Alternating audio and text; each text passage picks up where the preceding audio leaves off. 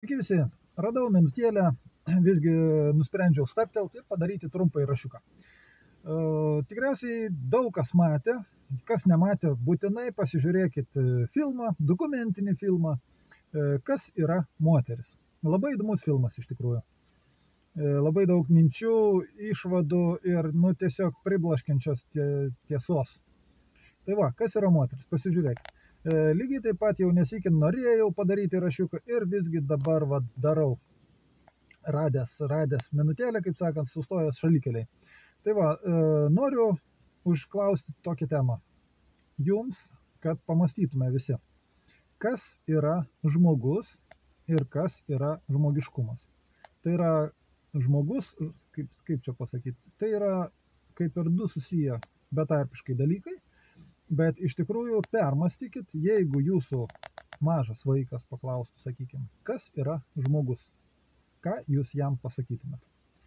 Jeigu jūsų paklaustų suaugęs, o galų gale ir senyvas žmogus paklaustų, tai kasgi, sūnau, yra žmogus ar dukra. Vat, apie tą pamastykit. Iš tikrųjų jau kyla mintis imti, kaip sakiau, mūsų visuomenėje, iš vis pasaulinėje visuomenėje, visoje žemėje yra keičiamos savokos. Vat kaip esu pasakojęs, jeigu imkim kompiuterio pačią esmę, pačią programą, ten viskas surašyta vienetukais, nuliukais.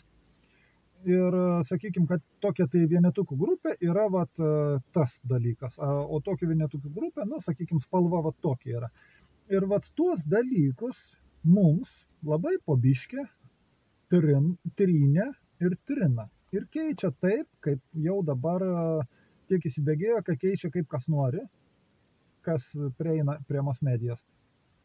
Tai va, ir dėl to kilo mintis, kad galų gale, vat kokį žodį be paimsi, rimtesnį, esmę turinti žodį, jau sunku yra sudėstyti viską, kaip turi būti.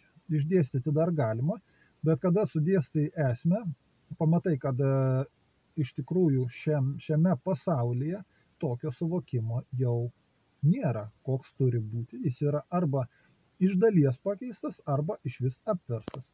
Lygiai taip, kaip galite paklausti, kas yra šeima, šiame pasaulyje jau pasižiūrėkit, jau yra tas keičiama.